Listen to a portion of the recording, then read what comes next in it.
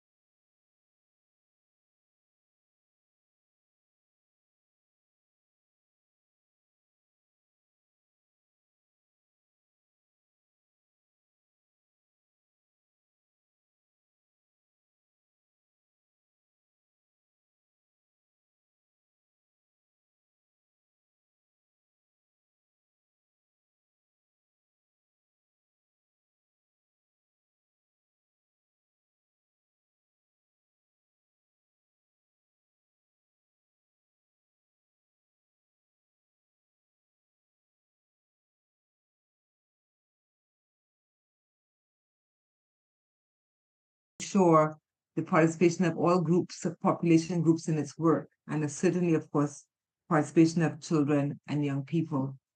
I also want to recognize that this is an ex officio hearing, which means that the commission asks, this hearing is a result of the commission's initiative to look into this issue of corporal punishment and its impact on children in the Caribbean. With us are representatives of civil society organizations, and when they get to speak, they will say who they are. And we also have with us representatives of the UN, and I want to recognize the special representative of the Secretary General on Violence Against Children, Najat Mala, as well as the resident coordinator for the UN Barbados and the Eastern Caribbean, Simon Springett. Welcome to the UN representatives. I want to remind everyone that we are online. Switch it to the speaker so you can hear better. And when you are speaking, when you make your presentation, I would like you to say your name slowly and also name the organization that you're representing, so those who are online who are visually impaired can understand who is speaking. The subtitles can be adjusted both here in the Zoom as well as on the online platforms. And also, of course, we do have interpretation. So how are we going to organize ourselves? We start off with civil society organizations having 30 minutes. Please watch the clock because you will be stopped at 30 minutes. The UN experts have 10 minutes, so that means I suppose 5 together. Let me look at my instructions. No, see, each UN expert has 10 minutes each. And then the commission, and here represented by Commissioner Demise, as well as Commissioner Caballero, who is also the rapporteur for the rights of children within the commission. They will have opportunity to make some comments, as I will. I also want to recognize Special Rapporteur Palumo, who is the Special Rapporteur for Economic, Social, Cultural, and Environmental Rights within the commission. And then CSOs get another 22 minutes to respond to any questions they heard or to give us further information, and then we close off. So with that, I want to invite civil society to make its presentation. You have 30 minutes and the clock is on the wall. Don't forget, name and your organization that you represent.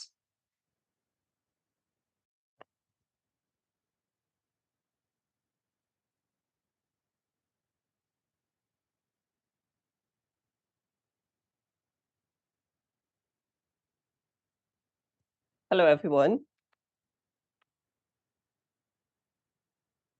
And any one of us could start, I suppose. Good morning, and thank you very much for organizing this meeting and for taking the time to listen to us. Our presentation on corporal punishment. My name is Omati Madri, and I am from ChildLink Inc. in Guyana. On May 22nd, 2024, ChildLink condemned the flogging of 10 students from one of our top secondary schools and called on Guyana to create a safer and more nurturing environment for our young citizens, where their rights are respected and their potentials are developed. ChildLink urged the Ministry of Education to abolish corporal punishment in its entirety and to strongly consider taking a more proactive approach to have this dehumanizing behavior removed from the education policy. Although prohibition of all corporal punishment is required by the UNCRC and other human rights treaties, which is central to child protection, corporal punishment remains lawful in schools in Guyana. According to Article 28 of the UNCRC, discipline in schools should respect children's dignity, and also for children to benefit from education, schools must be run in an orderly way without the use of violence. Bonita Harris, a local educator, in her recommendations subsequently to the flogging of the 10 students, indicated that for change to take place, the Ministry of Education can use this opportunity to begin repairing the damage done to generations of Guyanese. This means MOE, acceptance and responsibility for policies that legitimize violence against children and must exclude excuses and justifications. Further, all statutes for administering corporal punishment must be officially and publicly repealed. Disrespecting children's bodies is how we got to this level of violence in our society. A second recommendation is that the MOE must promote positive norms and model desirable behaviors towards teachers and guide teachers in self-respecting and respectful ways of working with children, thus encouraging discipline without violence. Thank you.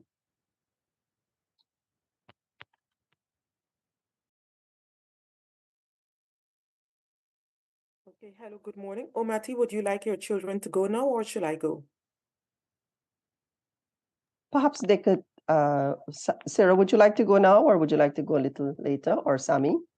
Yes, I can go now, no problem. Thanks. Okay, Go good. ahead. Thanks, Ayo. Good morning, everyone. My name is Sarah Sami. I'm 17 years old and I'm with the organization ChildLink. My views on corporal punishment varies on the effects of a child and the way it snatches a child's right. Corporal punishment may seem effective in disciplining a child in the modern days, but as of today, or in this current generation, the use of corporal punishment may seem as the only option to do this. However, as years pass, the world has evolved, and so the ways of the world should be considered. In other words, What I'm trying to implement is that alternative ways of disciplining a child other than corporal punishment should be considered. As a swimming coach, having patience is one of the most outstanding duties to perform, as children may need a sense of comfort instead of being pressured. During many sessions of teaching children to swim, there were many instances where I would have had to punish a child by using timeout sessions or sending them home when they were not listening to instruction. And this was because I made my priority as a youth to exclude corporal punishment from my list of options. The reason for mentioning this is that alternative methods of discipline a child can be incorporated when dealing with correcting their behaviors in school. In other words, dismissing the act of corporal punishment and providing other ways of punishing them. I can agree to an extent that most times it is hard to keep a professional behavior towards children that pay no attention correcting their behavior when being told to, especially in a school's environment where they abuse their behavior. But it does not mean that their rights must be taken away with the use of corporal punishment.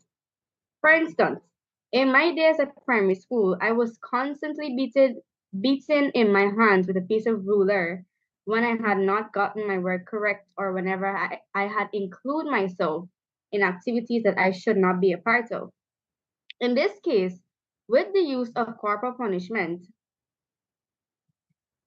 in this case, with the use of corporal punishment, I was able to learn from my mistakes, and I knew that I needed to be more focused. But every child is different, meaning different outcomes to this very situation. Though I was able to learn from my mistakes, it does not deny the fact that my rights as a child were taken away from me. In conclusion, I would like to say that corporal punishment should be altered as the world evolves. Situations that occur then should not occur now.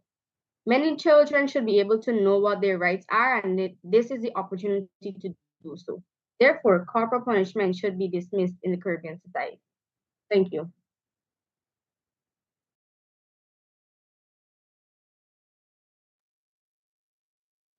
Sammy, would you like to go next? Yes, please. Thank you. Good morning, everyone. My name is Samuel, and I'm 14 years old. Today, I am collaborating and participating with Childlink. Today, I also want to share my views and opinions on corporal punishment, which can be defined as physical punishment with the intent to harm or cause physical pain. Breaking this down is a simple statement. With the intent to harm or cause physical pain, you should question yourself as to why you would want to carry out this action of hurting someone. Would you say that discipline would require someone to partake in the act of hurting someone? Is this what we should consider as a corrective measure? Is to inflict pain onto another to be considered righteous or normal? Personally, I often see forms of corporal punishment in society such as slapping, punching, flogging, and the use of household items such as hangers to harm a child. It happens much more than noticed, and in today's society, it has been normalized. These methods are humiliating and might not only leave a physical or visible scar, but also an emotional or psychological. Everyone should be informed or educated about the effects of corporal punishment. Whilst living with my father, if I made any errors or what he'd consider to have a lack of common sense, I would be reprimanded or be hit on my hands with a belt. It was expected for me to stretch out my hand at the command and await my punishment. Now, being in a much different environment with my mother and sister, my sister taught me about other methods, and I realized that corporal punishment should not be the normal. I believe that other methods of disciplining should be used and should be nurturing. A technique my sister uses, which we refer to as reflection. I am sent to a comfortable seat to think about my actions and the impact on me and others, following by a one to one conversation. Parents and teachers should explore positive approaches and techniques to correct children's misbehaviors. We must strive to provide a nurturing environment for our future. Thank you.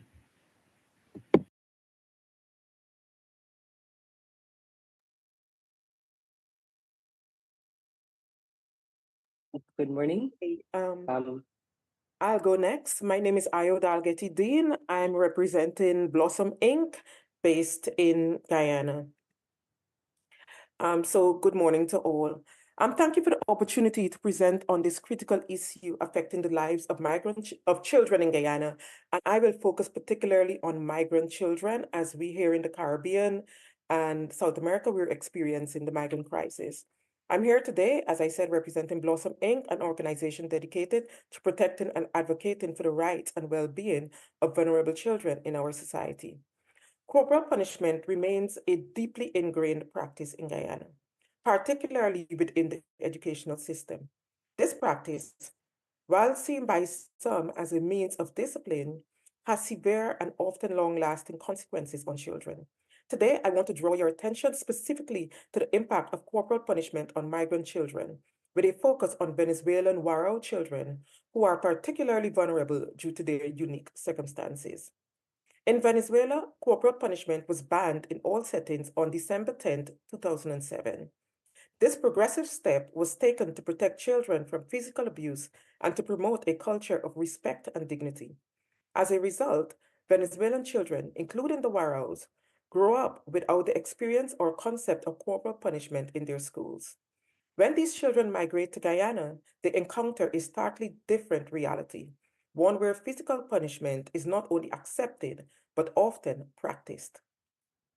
Allow me to share a distressing example that highlights the gravity of the situation. Recently, two Venezuelan boys, names changed, we'll call them Louis and Jose, aged 13 and 14, were brutally beaten by a teacher in a Guyanese school. Louis suffered a fractured skull, while Jose endured a broken nose and wrist. Their mother approached Blossom Inc. in a state of desperation, fearing for her children's safety and well-being. Upon investigation, it was revealed that the teacher had warned the boys not to report abuse, claiming she had powerful connections within the government. This abuse of power and the subsequent physical harm inflicted on these children illustrate a severe breach of their rights and a failure of the system to protect them. Such incidents are not isolated. Migrant children, unfamiliar with the concept of corporal punishment and already facing the challenges of adjusting to a new country, are particularly traumatized by these experiences. The physical injuries are often compounded by psychological trauma, leading to long-term issues such as anxiety, depression, and a deep-seated fear of authority figures. Moreover, these children often lack the support systems that local children might have. Their parents, like Louis and Jose's mother, are often unsure of where to turn to for help and fear retaliation if they speak out. This creates a cycle of abuse and silence, perpetuating the suffering of these vulnerable children. It is imperative that we take immediate and decisive action to protect migrant children from corporal punishment and ensure their safety in schools. Blossom Inc. urges the following steps. 1. For Guyana policy reform. We must align Guyana's policies to international standards, including complete ban on corporal punishment in all settings, as is actually adopted by Venezuela. Education and training. Teachers and school administrators should receive training on nonviolent disciplinary methods and the rights of migrant children. This will help to create a more inclusive and supportive educational environment. Support systems. We must establish robust support systems for migrant families, including accessible reporting mechanisms and legal aid to address instances of abuse without fear of reprisal. Monitoring and accountability. We must implement stringent monitoring and accountability measures to ensure that cases of abuse are promptly investigated and that perpetrators face appropriate consequences.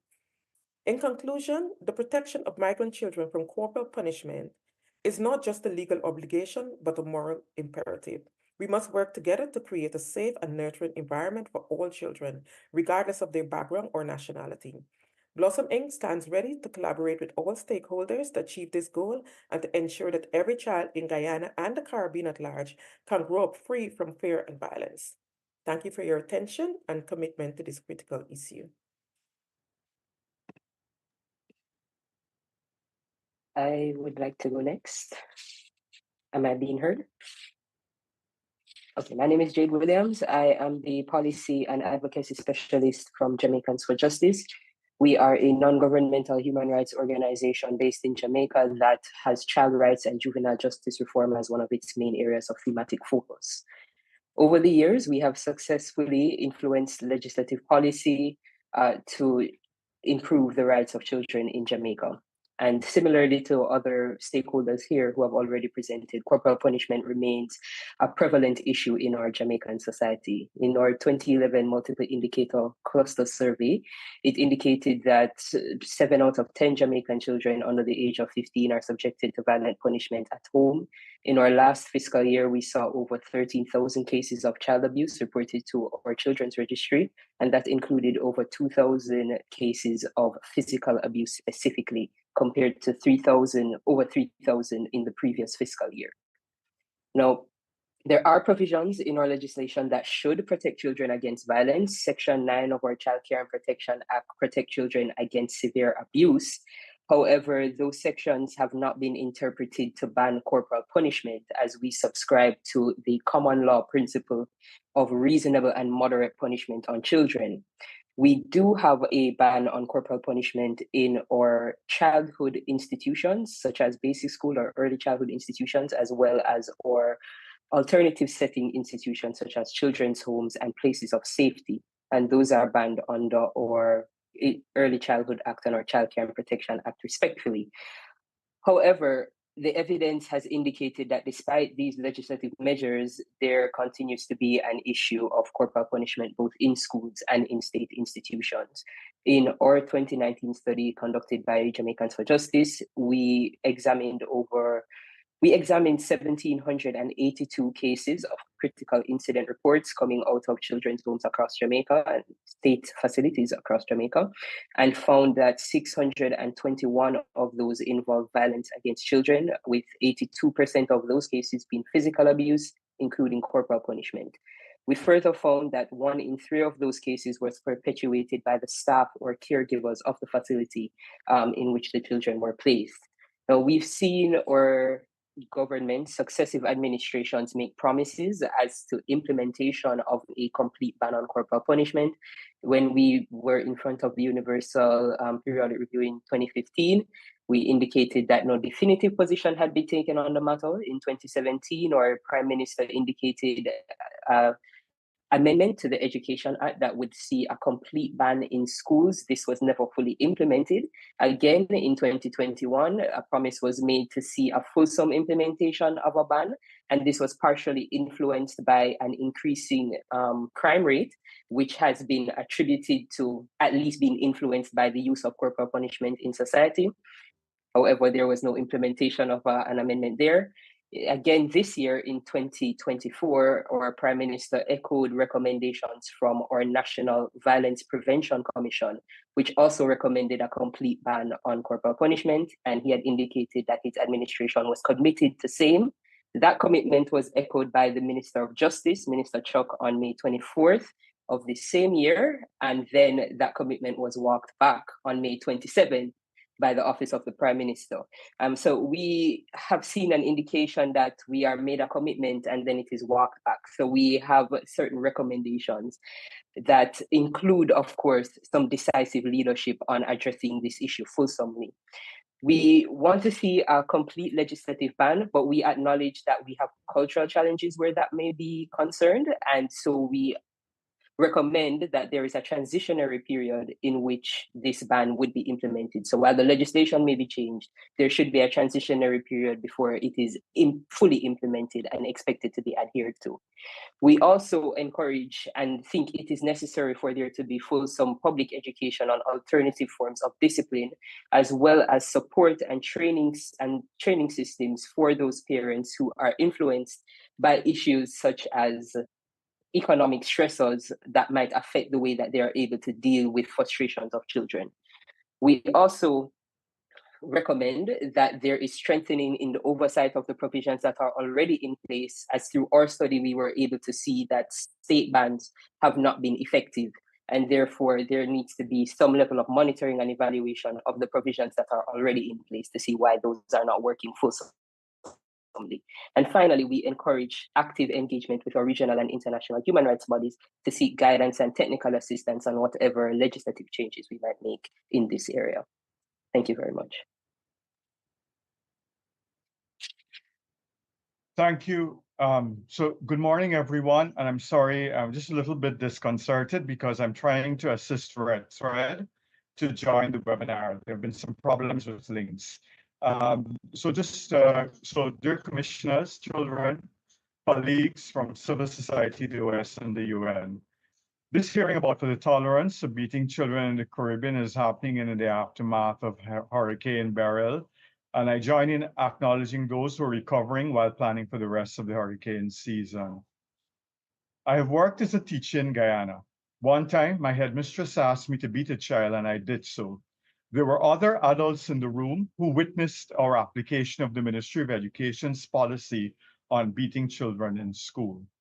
Since then, I've learned from ChildLink, Red Thread, and other colleagues who are in this hearing, and from other colleagues, that it is not okay to beat children. We have worked over the years with parents and some teachers and children to talk about nonviolent discipline. This work has never got the sustained policy and other support from government. The evidence we're seeing is many cases of teachers in school being violent.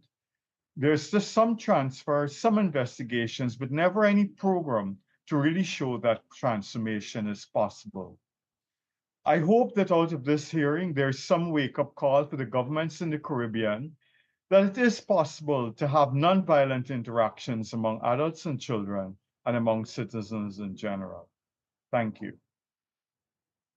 And I don't know if Red Thread, if the team has been able to get the Red Thread, the technical team have been able to get Red Thread in. Perhaps we can hear from them, as they've done extensive work on this issue in Guyana and in preparing for this hearing.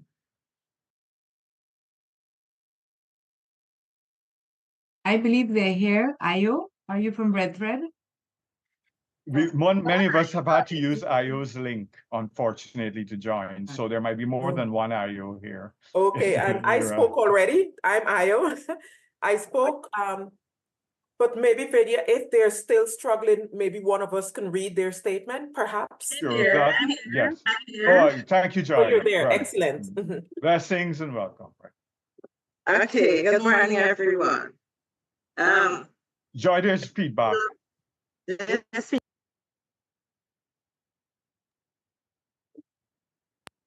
Can you hear me clearly now? Go ahead. Yeah. Okay, it's a bit long, so I'll try to make it.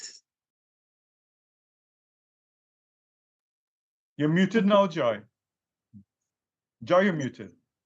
I don't know what is happening. Anyway, can you hear me now? Yes. Okay. Violence against children is unacceptable, yet corporal punishment in the name of correction and discipline is allowed in the school. Corporal punishment is the infliction of physical pain, such as beating, branding, mutilating, blinding. For us in Guyana, it shows up in such acts as placing children to kneel on razors, flogging for the public, like, for example, the fellow students and parents and passers-by to witness, peppering vaginas, beating to burst skin, and beating with a whip from a tree or a tool from the household items such as a pot spoon, wooden mortar stick, pot covers, extension cords, corking rods, and the list can go on. At the end of these disciplinary strategies of corporal punishment, there are intended and unintended negative impacts left on that child, our children. These show up as mental health problems such as anxiety, depression, suicidal thoughts, inability to process conflict or difference in opinions, insecure attachments, poor relationship, and distrust of adults, whether parental or not, bullying in schools, and more. As members of Red Thread, we advocate against violence against children and do not support corporal punishment. The term used to institutionalize violence against children. Violence is an intentional inflicted harm for a desired outcome for the person using it. But what about the recipient of that violence? What do we know about the impact on them? On our children, who we are depending on to carry on this nation forward, to construct or devise problem-solving strategies. How does violence reduce a child's ability to be non-violent, creative, and innovative?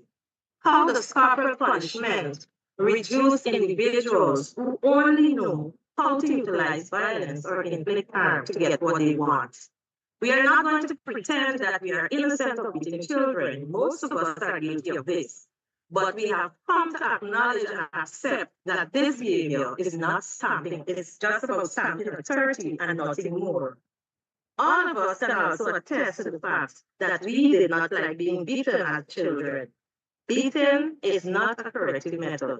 It drives fear into a child and sometimes causes the child to be dishonest, rather than risk being beaten if telling the truth leads to punishment. Corporal punishment teaches a child to be violent. As this recollection from one of our retreat members illustrates, as a child, I remember being beaten by my grade 6 class teacher because I spelled one word wrong. 4 lashes in my hand with a locally made ruler resulted in my hand being swollen and painful. I still had to endure the pain to complete my work that day, for fear that I would be beaten again. I went home, showed my brother and cousins my hand, and told them who did that to me. Later that afternoon, we lay wait for that teacher in a clump of bushes with some bricks in our hands, and as she passed, we pelted her. The place was hilly, so she fell and rolled down the hill, causing her to incur injuries.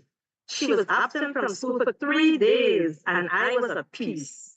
Today, I'm not proud of my reaction, but it felt right at that time. Today, we see a lot of violence among children and students and in some cases, parents get involved. While most parents give the teachers consent to beat their children, some don't agree with the manner in which they are being beaten. A grade 1 student was unable to write for over 3 months because he was beaten by his teacher for not doing his work. Upon inquiry, it turned out that the child simply did not understand the assignment. Many of those matters never reached the Ministry of Education or the police because the teachers often sweep the issue under the carpet, including threatening the parent that the child be put out of the school. Children are beaten for not doing homework, for arriving at school late, for hitting another child, for not understanding the work instructions, for getting an answer wrong, for being rude, and the list can go on and on and on. But who is taking the time to find out what is really happening to the child? We know of cases in which teachers neglect children in class with the excuse that they are rude and disruptive, and since the teacher is not allowed to beat, they pay the children no mind. In the absence of beating, some teachers would implement other forms of punishment, like having the child stand at the back of the class or even in the sun for the entire subject period. Some even refuse giving the child a bathroom break, all in the name of disciplinary action. Apart from beating, some teachers say mean and horrible things to students, including things about their family members. How do we expect children to act in the face of this treatment? We know of children cutting classes because they fear the teacher. We agree that there are some difficult children, but have we really stopped to take the time to examine why this is so? Children are not born as difficult beings. They are influenced by their environment, their home, their community, their school, religion, social media, and yes, they need to be given boundaries so that they can soar. But beating cannot be the solution or the shortcut to a problem. Beating a child is in the name of correcting them is a way of abusing power. It's not doing our children any good, but rather more harm. As adults, we step out of line from time to time. Do we want to be beaten for our shortcomings? Do teachers want to be beaten when they fail to perform their duties efficiently? Why should physical violence ever be acceptable? The time is long overdue when we can accept the complaint by teachers that the only way to maintain order or control is to beat. It is time parents stop giving teachers permission to beat their children with the claim that they themselves were beaten and it didn't kill them. More importantly, it is time society abolishes corporal punishment as our disciplinary strategy and stop justifying it as something we have always done. This is the Gangs of the Caribbean way. and do the work of finding meaningful and long-term strategies instilling respect, care, and discipline among students. Ways in which we relate to each other that do not involve an unending cycle of violence. We are tired hearing the saying, if I didn't get beaten, then I wouldn't be the person I am today. This is all an excuse for not being willing to learn other useful and effective ways of discipline. It is time we move away from, and I dare say, the purposeful misinterpretation of the Bible that relies on the scripture. Proverbs 13:24, which says, those who spare the rod hate their children, but those who love them are diligent to discipline them. It is our hope that the information shared at this hearing will be able to influence educators and policymakers in the Caribbean that the rod of correction was never a cane or a whip.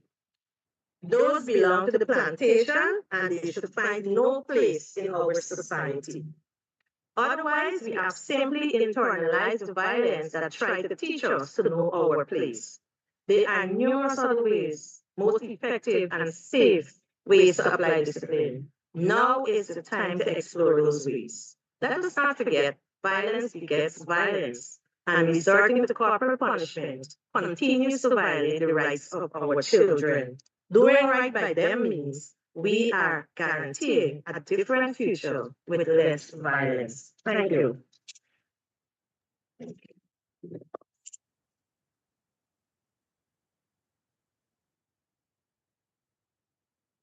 Civil society, are you complete? You have 1 more minute. Are you at the end?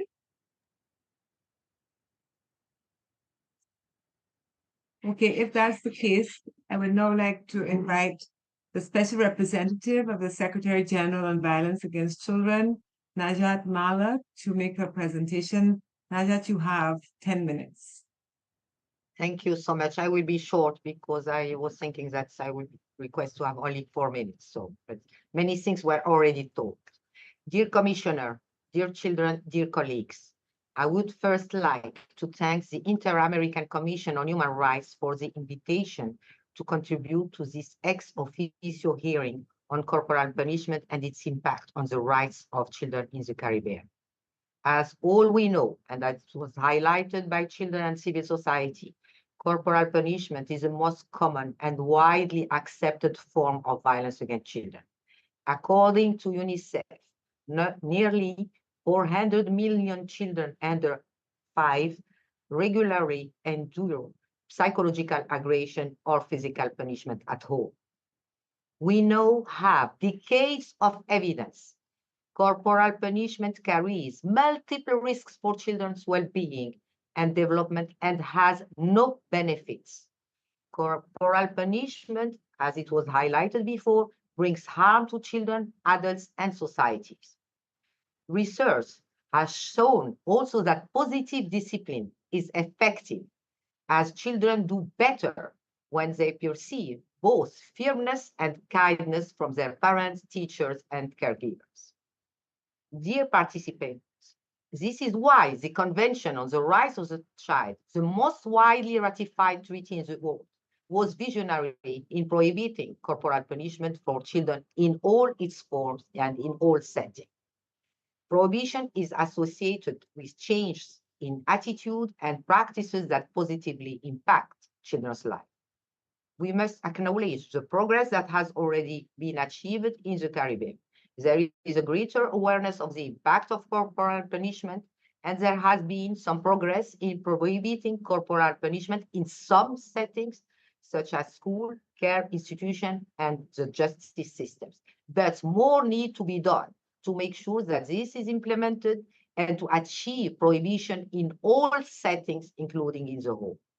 The Inter-American Commission on Human Rights call on all member states of the Organization of American States to act immediately for an explicit legal ban on corporal punishment is more relevant than ever. Prohibiting corporal punishment by law is a first step. Legal prohibition of corporal punishment in all settings plays a key role in ensuring a safe, protective, and nurturing environment for children. But law reform is only one part of the process. It is important to complement policy and legal progress with change in cultural attitude and behavior through promoting positive discipline and positive parenting. To this end, it is crucial to raise awareness, to train, and to mobilize all key stakeholders, including community and faith-based organizations, media, families, caregivers, teachers, and social workers, among others.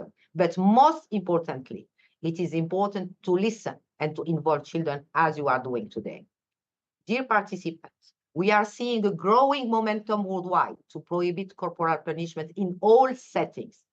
As of May 2024, 66 states worldwide have legally banned corporal punishment of children in all settings, including in the home. 27 states have expressed a commitment to enacting full prohibition. The Caribbean can contribute to this momentum. It is a human rights imperative to continue supporting efforts from member states in the region to prohibit and eliminate violent discipline of children in all settings. Ending corporal punishment is essential to keep the promise of Sustainable Development Goals to end all forms of violence against children by 2030, leaving no child behind. My office stands ready to continue working with the Inter-American Commission of Human Rights and member states in the Caribbean to achieve this. Thank you so much.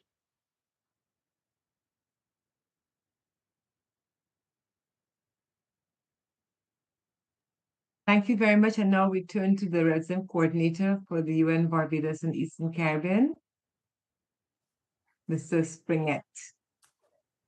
Thank you, President, and thank you, Commissioners. So my name is Simon Springett. I'm the head of the United Nations in the Eastern Caribbean, based in Barbados. First, I would like to thank the President and the Commissioners for the opportunity, and also to highlight what Najat just said. It's really remarkable to also hear young people testifying today. It's a really important part. So I'm here to provide an informal, unsworn, and oral briefing to you, the Inter-American Commission on Human Rights, in relation to corporal punishment and the impact on children in the region.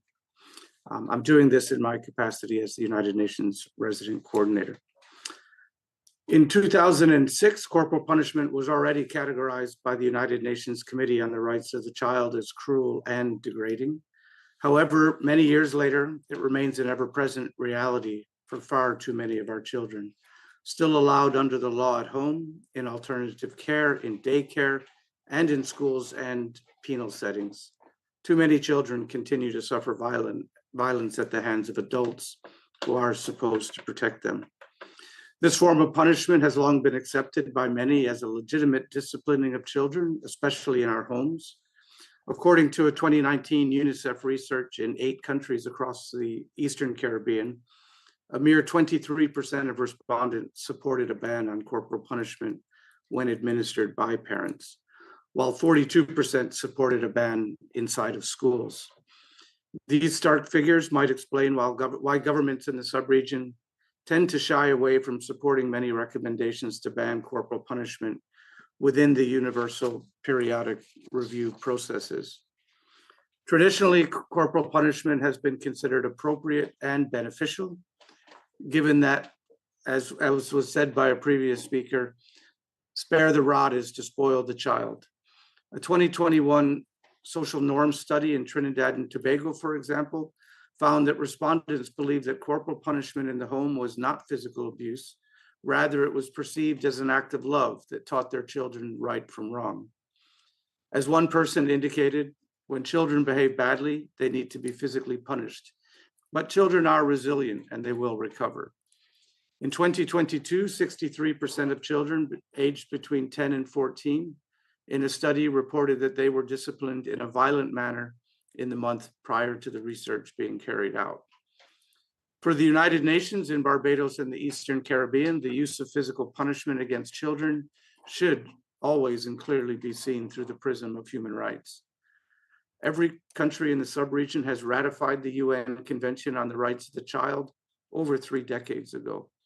Article 19 of this convention states clearly and unequivocally that any form of violence against children is unacceptable. Furthermore, the convention requires state parties to take appropriate legislative, administrative, social, and educational measures to protect the child from all forms of physical or mental violence. Yet, common use and acceptance of this everyday violation of children's rights and dignity clearly continues to persist. Of course, most adults, whether parents, teachers, or any other figure of authority, do not wish to harm a child. Most adults would argue that the corporal punishment inflicted should be reasonable. In fact, many of the laws in the region include the defense of reasonable chastisement. However, we must work towards a paradigm shift where no level of physical punishment is considered reasonable, when not one single boy or girl is subjected to the violence of the slap, the strap, the cane, or the belt. Several measures are required to address this issue, and I would like to outline 4 of the most critical ones for your consideration. 1, legal reforms banning corporal punishment. Currently, corporal punishment of children remains a legal recourse in the Eastern Caribbean. And while it varies from country to country, there is no wide-scale prohibition on beating children or adolescents. However, there are some positive examples. And for instance, a new child justice bill in Barbados was approved by the House of Assembly a few weeks ago in May 2024 and is currently awaiting approval by the Senate. And it proposes the prohibition of corporal punishment within penal settings. There's also the Child Justice Act of 2013 in St. Kitts and Nevis, which abolished corporal punishment as a judicial sentence for children, even though further reform through the Magistrates Act is necessary to entirely remove judicial whipping from the statute books. Anguilla and the British Virgin Islands have abolished it across all of their penal institutions. Secondly, effective consultation and advocacy with key stakeholders around the importance of new legislation and policy. In 2012, Anguilla banned corporal punishment in schools, and St. Lucia did the same in 2020. Despite high-level political leadership and buy-in, it was not an easy road to take for either country.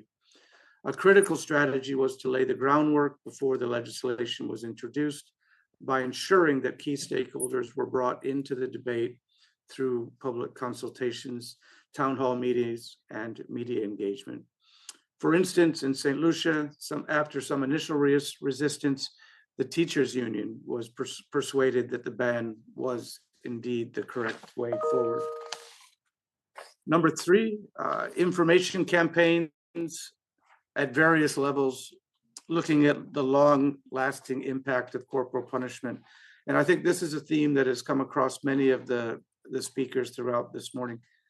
Corporal punishment can cause enduring psychological damage to children. The World Health Organization states that corporal punishment is linked to a range of negative outcomes, including physical and mental ill health, impaired cognitive and social emotional development, poor educational attainment and outcomes, and increased aggression and perpetuation of violence. The normalization of physical violence from a young age with impunity for the perpetrator erodes trust in other individuals and in institutions, and it hurts self-esteem. It can have severe impacts on numerous human rights, notably to physical integrity, freedom of expression, physical and mental health, equality before the law, and ultimately even the right to life.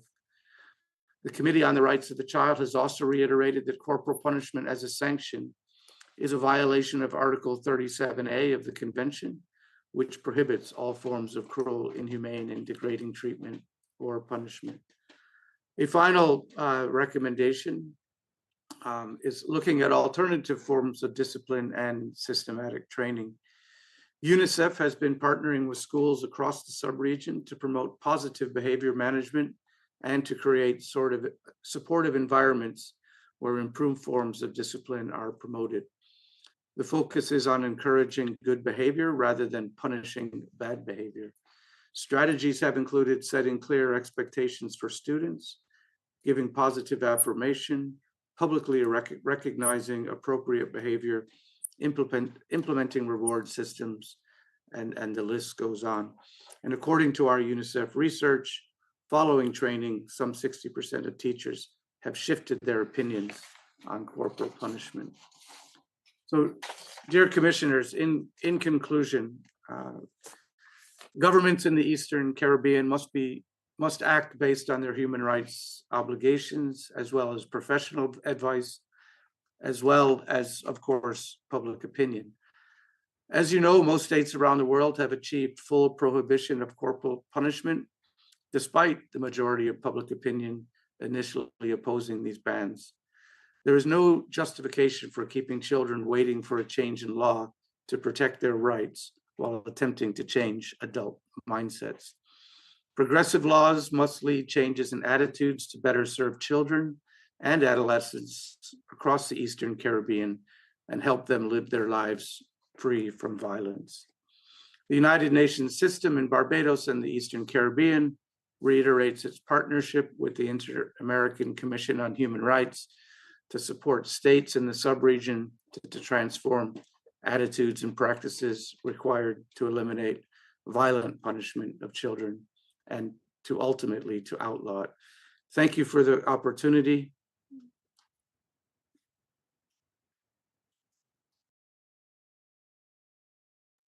Thank you very much, Resident Coordinator. And now we are at a stage where we will get the comments from the members of the commission, and I would like to start with the special rapporteur, with the rapporteur for the rights of children, Commissioner Caballero, who's also the second vice president of the commission. And I just want to say we have about, I think, 20 minutes for the commission's comments and questions. Please go ahead, Commissioner Caballero. Gracias, Presidenta. Voy a hablar en español, espero que pueda estar muy bien la traducción. Saludo a la comisionada Gloria Monique de Mes, que está aquí con nosotros, saludo al equipo de la comisión, saludo a la sociedad civil, a las niñas, a los adolescentes que han estado con nosotros, a los funcionarios de Naciones Unidas que además han dado un panorama tan importante, tan vasto de lo que está pasando con este problema en el Caribe. Tenemos muy poco tiempo, pero yo quiero, ahí les están poniendo que en el chat que hay interpretación disponible. Yo quiero, digamos, agradecer rápidamente esta resolución que dio la comisión, la 5 de 2023, agradecer a George de Lima, que por acá anda, porque esta resolución última del año 2023 abrió la posibilidad de cosas muy importantes. La primera es el reconocimiento de los niños, niñas y adolescentes como sujetos políticos de derechos. Es decir, no trabajamos solamente para los niños o para decir cosas hacia los niños, sino a partir de lo que los niños pueden intervenir en los mecanismos de la comisión.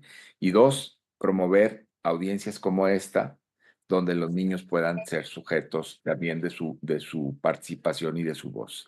Entonces, estoy muy agradecido por esta posibilidad de haber realizado de una manera tan relevante esta iniciativa y además de una manera tan relevante a partir de un problema tan sistemático como el que estamos teniendo en consideración. Yo quiero hacer dos preguntas. Si los adolescentes que participaron, aquí veo a Jade Williams todavía con nosotros, muy bien. Si encuentran redes de apoyo en las escuelas, en los grupos o en las iglesias, con los amigos, encuentran redes de apoyos con las que puedan socializar esto, ¿no? Y también quiero preguntarle a Naciones Unidas si desde el Comité de Derechos del Niño habría alguna mirada especial o particular o se ha hecho algo en relación con este tema del castigo corporal en el Caribe, regional en el tema, pero también regional. Gracias, Presidenta.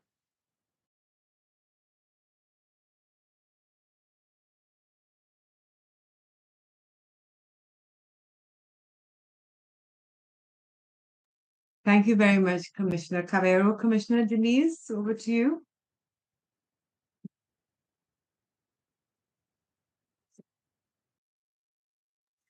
You don't have mic audio. Can we? Yeah. Commissioner? Commissioner, we're No, not we hearing can- you. Yeah, we cannot hear you. Do you hear me now? Yes. Perfect. Okay, thank you. Good. Good morning again to all present representatives of civil society, UN experts, and especially the children and youth that are present.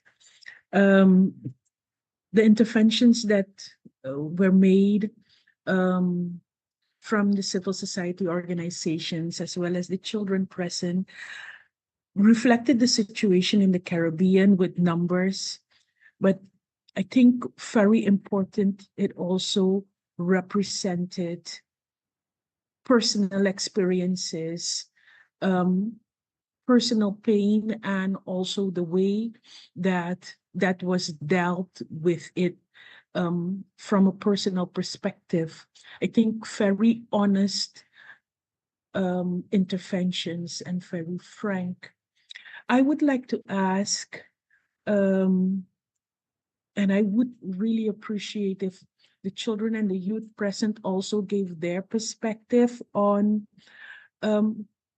what initiatives could be developed or can be developed to educate parents and educators, guardians about alternative and non-violent forms of discipline and their benefits. And also the second question, I think that Jade Williams from Jamaica mentioned that, as well as Joy.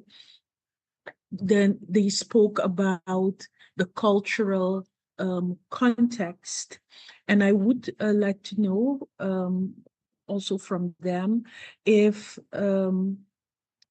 what role religious or faith-based institutions could play in the attitudes regarding corporal punishment. Thank you. I yield the floor back to you, Madam Chair. Thank you very much. And now it's my turn. I want to thank civil society organizations. I want to thank Samuel and Sarah for your perspectives. I very much like the question of Commissioner Caballero, and I want to hear the answer. When young people get together, what are they saying about corporal punishment? I remember corporal punishment in my life. I remember it in my home, and I remember it in school. Now, wasn't a lot, but I remembered it, and I remember that those beatings, I don't remember them as discipline. I remember feeling very unfair. Not that maybe I had done something wrong, I'm not sure, but it stayed with me because I felt that I was being, it was an expression of power, adults exercising some power over me as a child. And it stayed with me that way, not because I was disciplined and corrected, but because I felt oppressed by something done to me by an adult. And I just to say that because I also recall in school, a young teacher in primary school, and those of us who are from the Caribbean know primary school is between 5 and 11, a young teacher very much out of her depth in putting together 6 rulers. Sarah, you talk about the rulers and the hand. She put together 6 wooden rulers in a stack, and she beat the children in the class with that stack of rulers. And not that she was correcting them, but she herself was frustrated and out of her depth, and she did not know how to handle a classroom of children who were 8 and 9 years old and being 8 and 9 years old. So again, an expression of power. And I really want to challenge us to stop thinking about corporal punishment within the narrative of discipline. I really want us to think carefully about whether we want to continue that framing of the use of corporal punishment. Is it about discipline or is it about power and control? And who are the children in Caribbean societies that are most exposed to the exercise of power and control, particularly in institutional settings, whether in the criminal justice system, and we know that there's a profile of a child in the criminal justice system, the juvenile justice system, whether in the home or whether in the school, there's a certain social inequality component to those who experience corporal punishment. And having said that, I would like to hear from those in Guyana about those 10 students who were flogged this year if we can have a sense of what was the profile of those children, their gender profile and their social status profile, their geographic profile, who were those children? And maybe that will help us think about the narrative around which we want to frame that. So that's one question. That's one sort of set of thoughts I have. The other set of thoughts I have relate to the social acceptance of corporal punishment in the Caribbean, and I think it has been said by everyone. I very much appreciate the data on accept the support for the ban of corporal punishment in the home very low. A quarter of Caribbean people, according to the survey, support a ban of corporal punishment in the home. So parents definitely want to wield that power and control, and even a greater number support, but not a majority, the ban of corporal punishment in schools. I want us to think through, why do we think that this culture of acceptance exists so strongly in the Caribbean for the beating of children? And what kinds of public education should we put into place to deal with those attitudes, and how those attitudes may be linked to our history? Thank you very much, Joy, for bringing that up.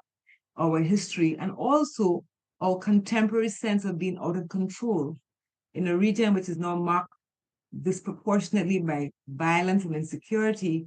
What does corporal punishment, the acceptance of corporal punishment, tell us about how our populations feel about how we can control violence and insecurity, starting at the earlier stages? So just some thoughts and some questions on my end. I think this is a deeply sociological issue with some psychological and economic dimensions, and we have to kind of broaden our narrative or understanding about why corporal punishment remains something that so many Caribbean people are committed to. With that, I would like to turn back over to civil society organizations. We are at 11:59, so we have some time. I would say maybe, can I give 20 minutes to civil society and then 5 minutes each to the UN? So let's say 15 minutes, 15 minutes to civil society, 5 minutes each for the UN experts with us, and then the commission will make closing remarks. Over to you, civil society.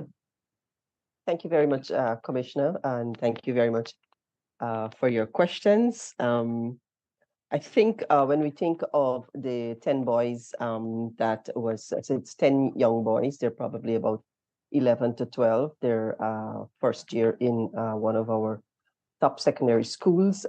We think of, there's very little information in the public domain.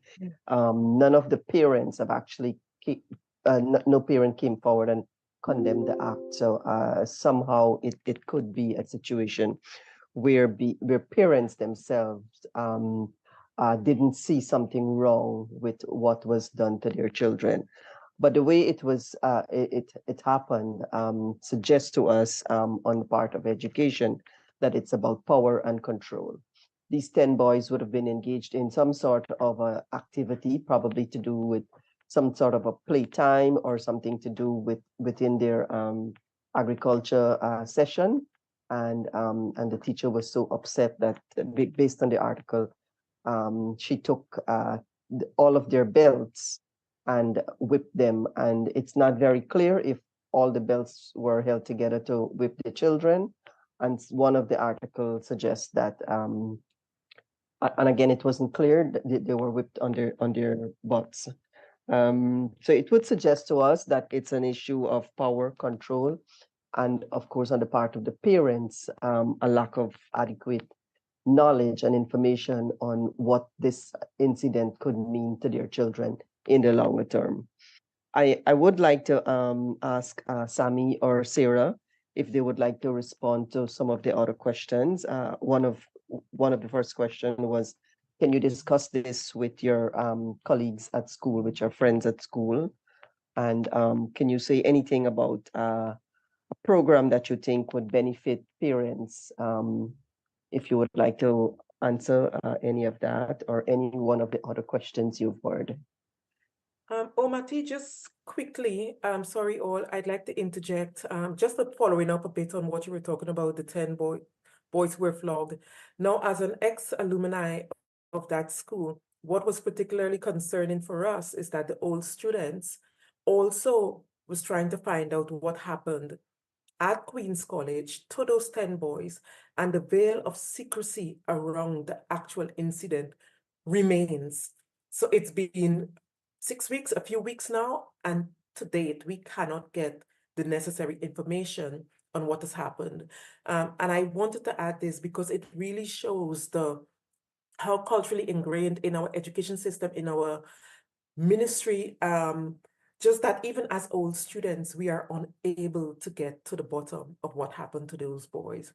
And we are trying our best to intervene and to kind of even end corporal punishment in Queen's College in Guyana. And again, it's just incredibly difficult. So I just wanted to kind of follow that up with what Omati was saying as to the veil of secrecy around the whole issue. Sorry, continue. To the children. Thanks, Ayo. Sarah or Sami, would you like to speak on any of the questions? Yeah, I wanted to answer the question about implementations concerning parents and how we can educate them about corporal punishment.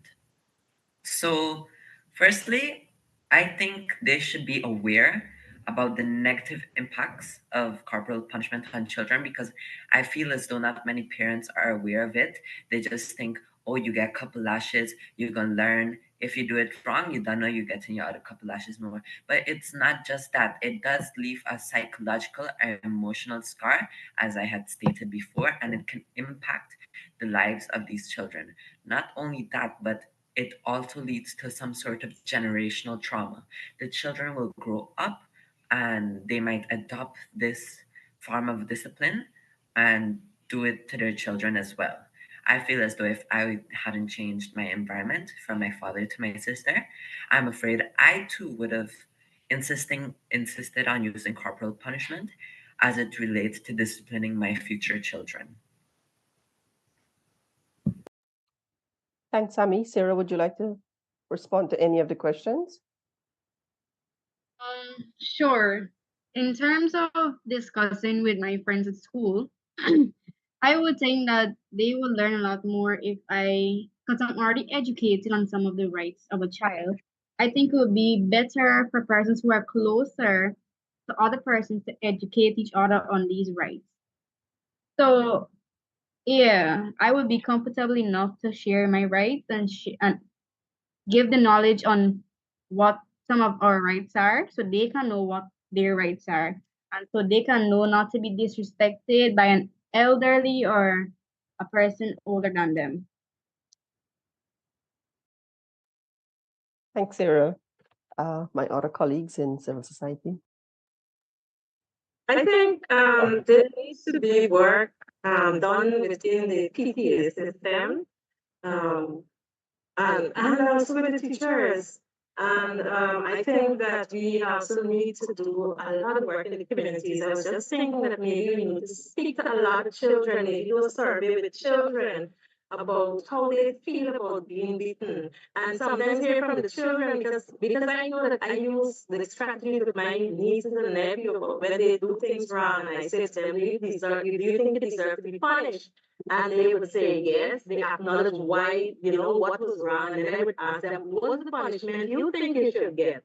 And why do you think that that is the punishment you should get? So I think we need to have discussions with the children, more children, to hear their views on corporal punishment. The children may be able to come up with some of the strategies that can be used as disciplinary measures. But I just know that when we look at what happened to those 10 children, and if you read some of the comments on Facebook, you see that everybody's trying to justify, why the teacher did what that teacher did. And so we have to find ways, I think we need to work more closely together to find ways on how we could come up.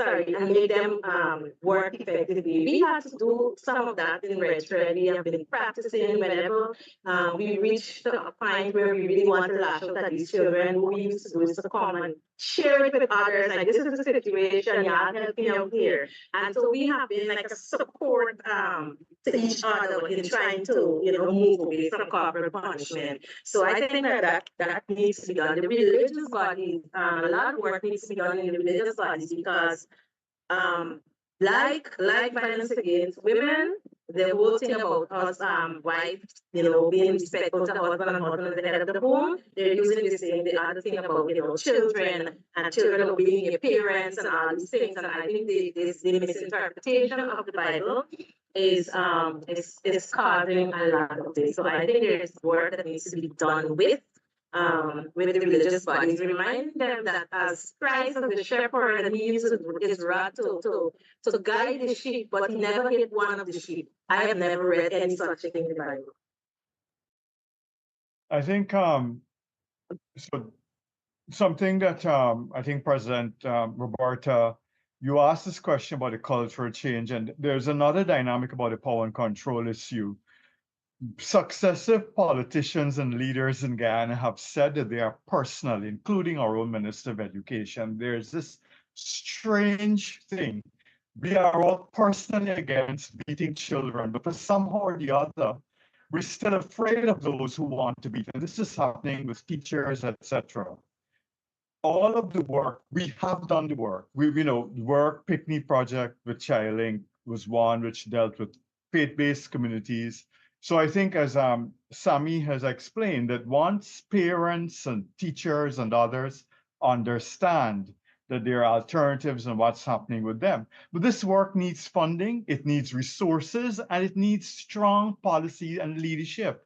But it's not getting it. One minister for 1 month, she said she's going to have a campaign, Stop Beating Children. This is the Minister of Human Services. We never heard about it again, probably because the others who want to beat children shut her down and said, voters, maybe because most of our voters beat children. So we don't even have the space, and this was the context of the frustration that we have, is that we don't even have the space to talk about the transformative work that goes on to measure the change. And all we're seeing every time, as Ayo mentioned, investigation, secrecy, shutting down. No sense of, hey, I changed, unless individuals like myself, other teachers will talk about changing their views, right? But no space to further explore and do the things like Joy said, supporting each other, inquiring what's going on with the children. Somebody asked about the demographics. In my view, it's mostly the vulnerable children and the children who are seen as not having parents who will fight back. Because many times, I can imagine that those children at the big Queen's College are not going to speak up because their children are first form. And they're going to be terrified that any teacher is going to punish their children for speaking out. And if we understand our colonial plantation dynamics, remember we have embedded in our plantation, the plantation exists in our education system. So I just ran there to share that. And we have submitted an extended written submission of a 9-page, 11 pages or so, which has some more details about research and other experiences, but also highlighting this need to, try to continue this work in a way for the change that has to happen. Thanks. I just want to briefly admit that the experience of the student who felt into the teacher was me. And the reason I'm reading this out is because I want to explain that I did not tell my mother because my mother would not have gone to the teacher to find out why she did that. I did not tell my father because my father would have used brute force and ignorance, and he would have gone to the school and assaulted the teacher. But I told my brother and my cousin because I found that they would have been the ones to understand. And of course, when they came up with the plan, I just agreed because I just wanted vengeance. But this is just to show that, what beating a child could cause would lead a child to do.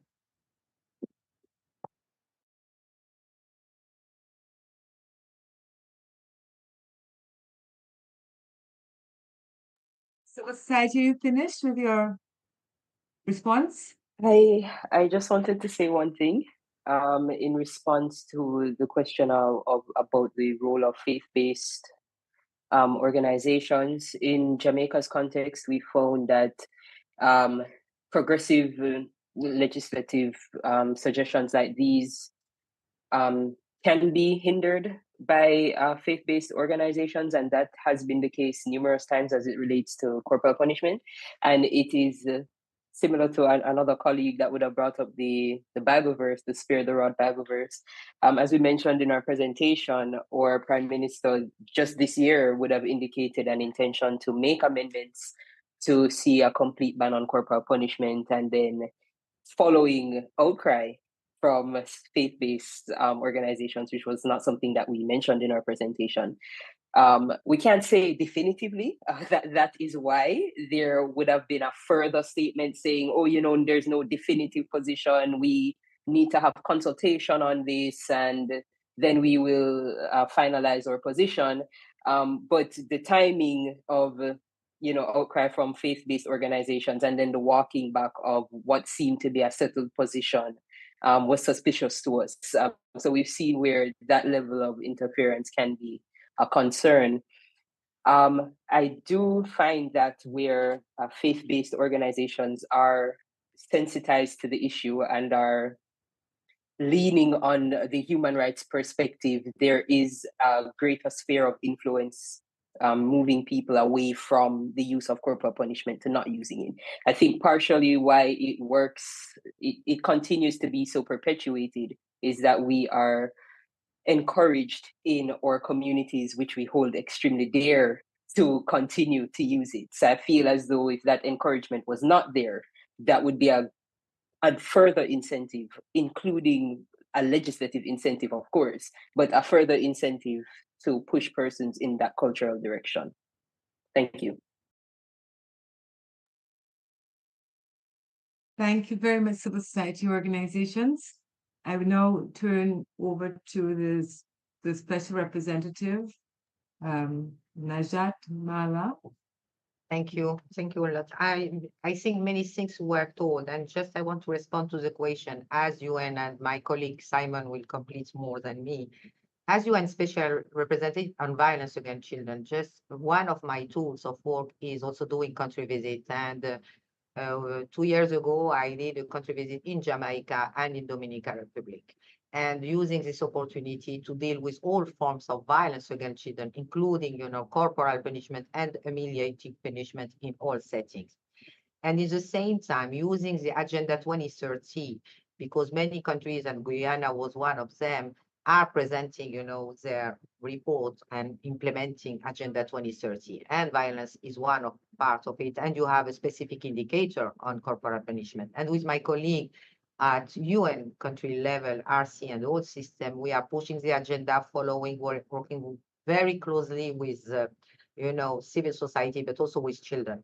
I just want to share with you some points, because I was listening to you. I think we have many things, and I am seeing it in many countries currently. You have a kind of political, we advance, and the next day we are pushed back. And I agree with the comment made. I am not sure that we have strong political commitment, because it's one day and the other day is changed depending, other trends, to make sure that we are in phase with what the voters are going to do. This is what we are using more and more culture to justify, to have a political justification to not act. And I think this we have to really make sure that it's not only used in many places. We are justifying, violence at home, violence in church, violence in institution, violence on street, violence, as something that is cultural and acceptable. And I agree with you, dear Roberta, that the issue is also about power imbalance. And the big issue, and mainly because we heard a lot about education, the big issue, and I am coming from Morocco, you are North Africa, and I know that when we start speaking about violence in school, it becomes crazy, because you have all this trade union of teachers, you have many things, and you have this big fear. The problem is there is a lack of accountability. Many teachers, even when you have the legislation in place and so on, are not duly, hold accountable. And in some cases, there are only mutation. Just to let you know, this is only one other issue. The other issue I've highlighted also, where children who are victims of that can report. in a safe manner and without fear, without stigma, without shame.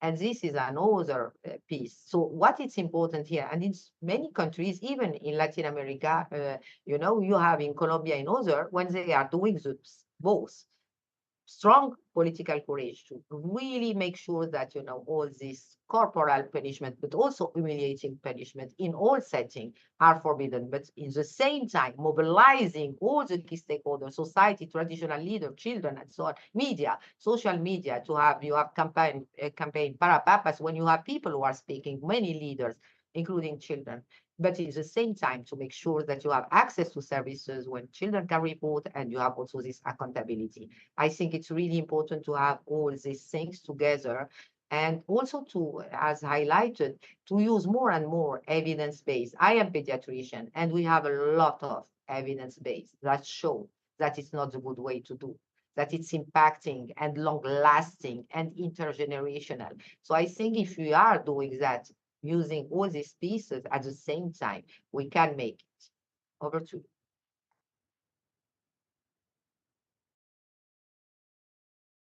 Thank you. Over to you, Simon. Thank you, Roberta. Maybe just quickly to touch on one of the questions I think that was posed by Commissioner Caballero around raising awareness and whether the CRC recommendations have been focused on this across the region. I think I tried to touch on it a little bit in my intervention, saying that at least from the UPR, the Universal Periodic Review process, there has been very few of these recommendations picked up over the years. Though you could argue that maybe the specificity should be being picked up in the CRC recommendations. Though if I'm correct, some of the CRC recommendations have been picked up across the region, and even in instances legislation developed. But I think consistently hearing from everyone speaking today, I think we all agree that, you know, the legislative aspect is only one part of it, and sometimes, quite frankly, it's not even the largest part of it. You know, we really do need to sensitize not only on the requirements for the legislation, but the understanding around that legislation. So, as you said, also, Commissioner Caballero, that, you know, proud that the youth are engaged in this process, because a lot of times, because of the way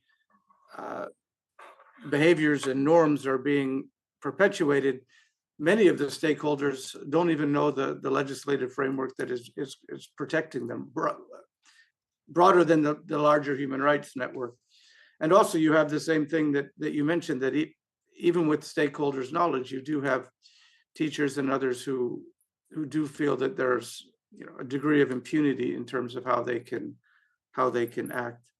I just also wanted to kind of reaffirm what many others have said, that, you know, really the collective advocacy and the kind of the stories, you know, being able to, you know, get a comprehensive narrative from young people about what they're experiencing across these countries. If that experience is different in places where there's legislation or where it isn't different.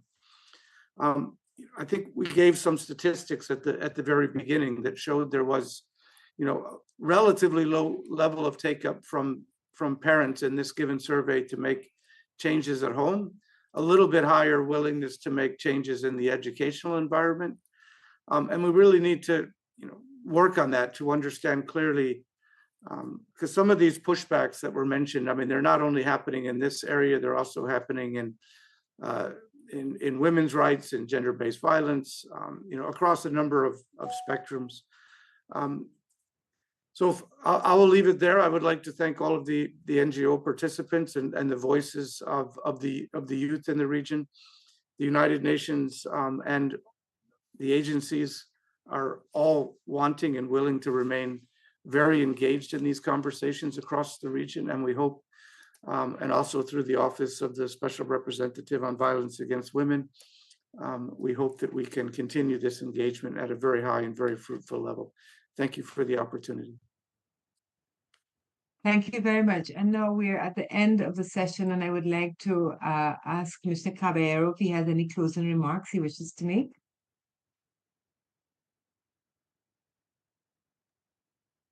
No, No? muchas gracias, Presidenta. Te agradezco, te agradezco. Muy Yes. bien todo. And Commissioner Denise? Thank you, Madam Chair. I just want to say that I really appreciated the participation of youth in this session in hearing their voice, and that we have a role in amplifying it. Thank you.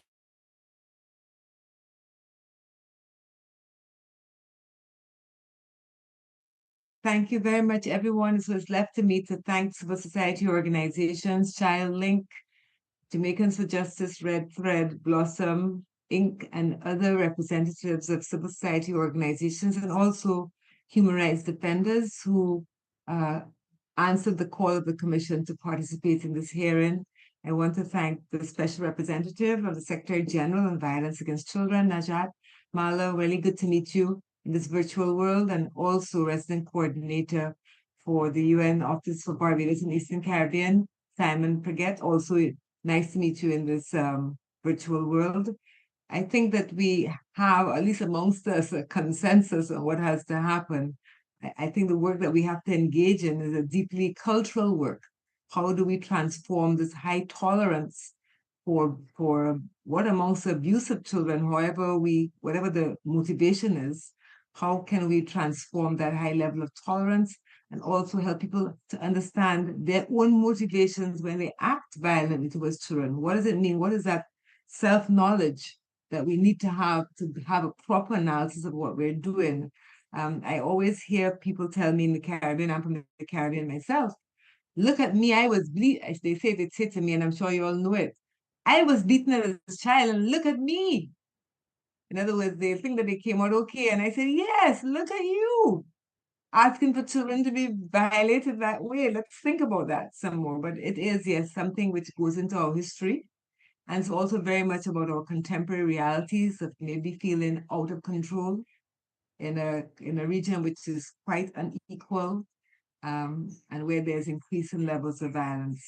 So we need a range of tools and some thinking about how we not only transform the high politics of state, which is the laws and policies that regulates or should be prohibiting corporal punishment, whether in the home, in the school, or in judicial processes, but how do we change the culture of people so we reduce the tolerance for that, and we also increase the skills and the competencies to approach each other in different ways which prioritize equality and empathy and respect. So with that, I want to especially thank Sarah and Samuel. I don't think we didn't see Samuel's face, but we heard his voice. Thank you, and thank you to the organization that made it possible. And I really want to, in this moment as we finish, recognize former Commissioner Esmeralda de Troitino, who, like with George here with us, were very much behind that resolution of advancing the participation of children in all of the Commission's work. So thank you very much. George, please transmit our appreciation to Esmeralda. And goodbye, everyone. Good afternoon. Picture. Sorry, we are going to proceed to take a group photograph. Yes. If you wish to participate, you can turn on your cameras, please. Okay.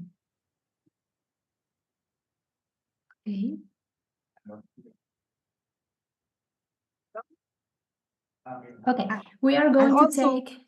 Sorry. Also, I just want to say thanks to Jean-Marc, who did a lot of the work for this. Thank you, Jean-Marc. Okay, sorry. Pictures finished? And we are going to take the screenshot in 3, 2, 1. Another one, please. Sorry. Hello.